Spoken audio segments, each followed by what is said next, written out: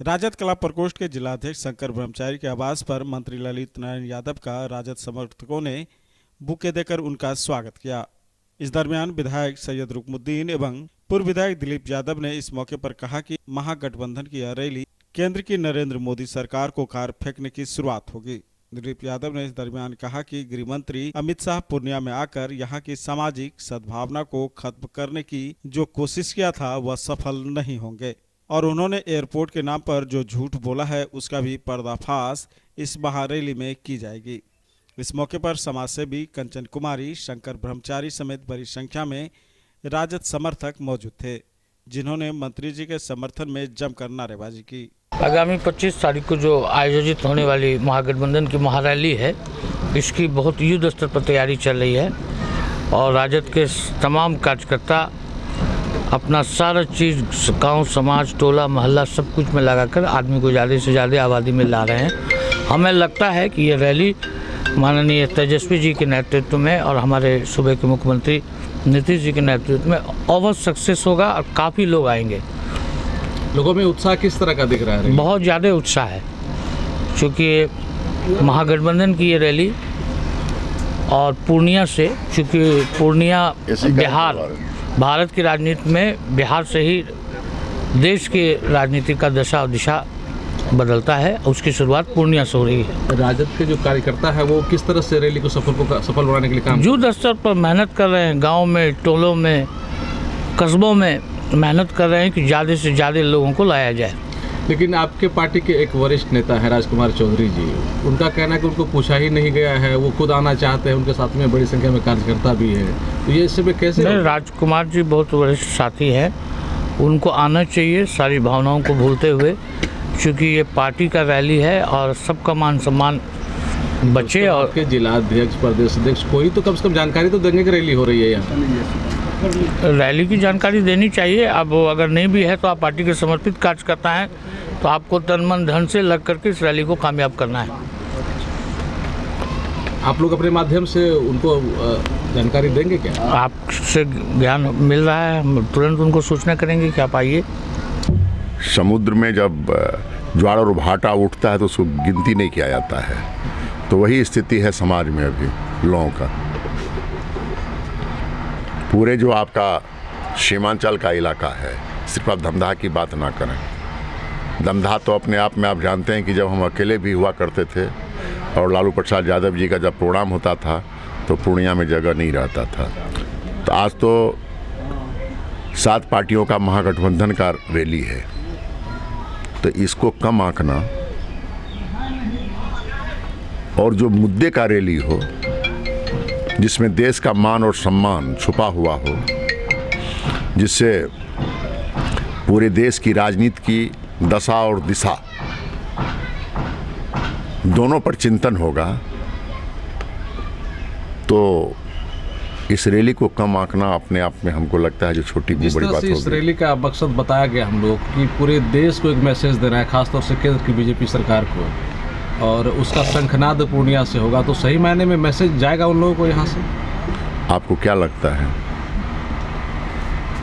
जो ये मैसेज यहाँ से दिल्ली की जो तख्त है ना उसको हिला देगा? क्योंकि महागठबंधन का जो रैली होगा ये रेला होगा, और विगत दिनों यहाँ पर बीजेपी के जो भारी नेता हैं उनका भी कार्यक्रम यहाँ हुआ था, और सीमांचल की भोली भाली जनता को जो आपसी सौहार्द है, प्रेम है, जो उन्होंने उन्माद फैलाने का काम किया है, जो लोगों में आपसी भाईचारे को बिगाड़ने का जो मैसेज उन्होंने यहाँ देने आया था, उस पे एक भी यहाँ लोग अमल करने वाले लोग नहीं हैं। सीमांचल के लोग सदियों से शांति प्रिय रहा है, आपसी भाईचारा, सद्भावना इनका मूल उद्देश्य है।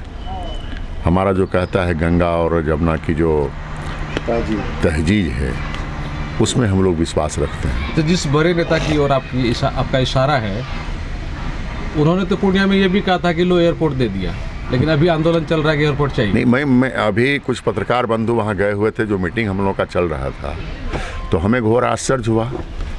जो केंद्रीय मंत्री आके बोले कि यहाँ एयरपोर्ट हो गया, दे दिए।